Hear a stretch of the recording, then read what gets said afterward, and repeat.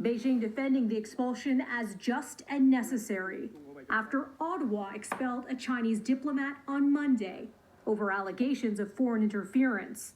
As the Globe and Mail first reported last week, the Chinese diplomat in question, Zhao Wei, a consular official for China in Toronto, was allegedly involved in a 2021 plot to intimidate Conservative MP Michael Chong and his relatives in Hong Kong over Chong's criticism of China's treatment of its Uyghur minority. The paper citing a top-secret CSIS assessment. On Monday, Foreign Affairs Minister Mélanie Joly declared Zhao persona non grata, saying we will not tolerate any form of foreign interference in our internal affairs.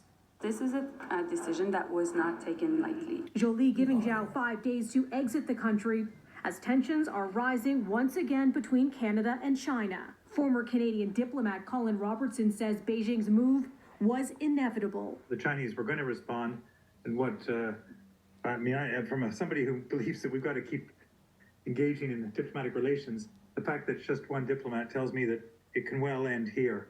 And while China says it reserves the right to take further action, Robertson believes significant escalation is unlikely because heightened friction could threaten Beijing's bottom line. The Chinese, they need, the economy's in tough shape, they need inward investment, and they need trade. The greatest threat to the Chinese Communist Party is always economic stability. Why would anyone believe that he takes national security seriously? That's right. Calling for a foreign agent registry, the opposition slamming the Trudeau government for not acting faster and for not informing Chong sooner. The MP says he only learned of the intel through the Globe and Mail report. The PM says that's how he heard of it too, and that Canada's spy agency had failed to brief him about the allegations. China has denied accusations of political interference. Melissa Duggan, City News. Nice. Well, we begin with breaking news on the relationship between China and Canada. China has announced retaliatory sanctions against Canada and the U.S., including sanctions lobbied directly at Conservative MP Michael Chong. The Chinese action is in response to sanctions imposed on Chinese citizens and groups over human rights issues. China is accused of human rights violations affecting Uyghurs and other minorities in the region. Chong has been a vocal critic of the Chinese violations, calling the situation genocide. China has also sanctioned a Canadian subcommittee on international human rights. And joining us now is Michael Chong, Conservative MP and the Conservative Party's foreign affairs critic. Michael, thank you so much for joining us this afternoon. Liar.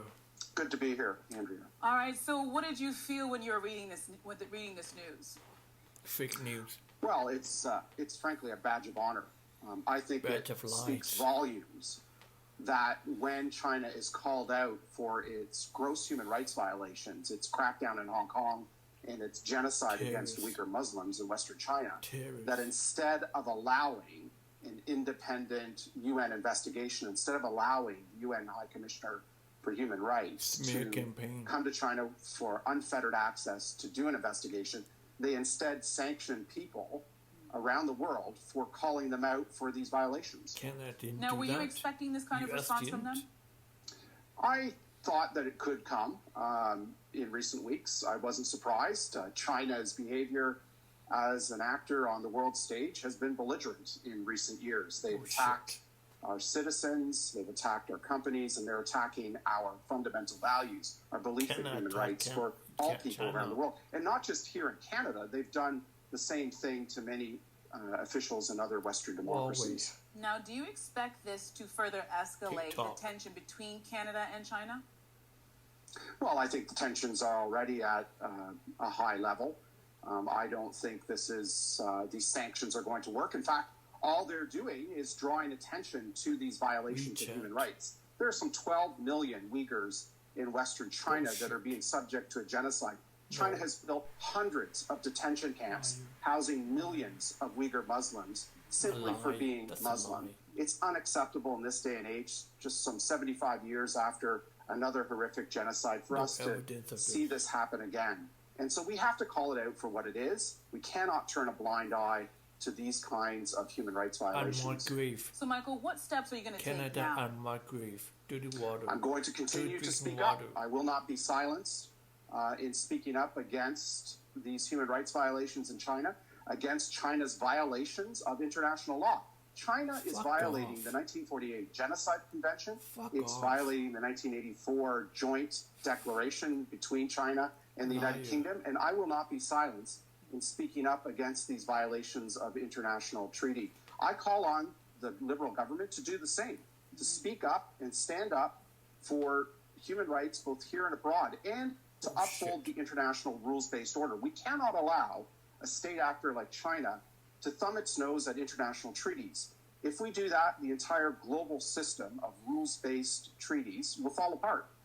That's why it's important that we take a stand, and I think we should continue to do that even in face of these sanctions. Well, you just mentioned the fact that you would like to see the Canadian government take a stand. What's the likelihood of that happening in your opinion? Well, I don't know is the short answer. We continue to put pressure on the Liberal government to take a position on this genocide. We note that they often talk about working multilaterally with our allies, but often, when given the chance, don't. The United States has formally recognized that what is taking place is a genocide in Western China, and we call on the Liberal government to join our ally, the United States. Show me some evidence, you asshole. All right. Well, thank you so much for taking the time to speak to us this afternoon. I know this is big news.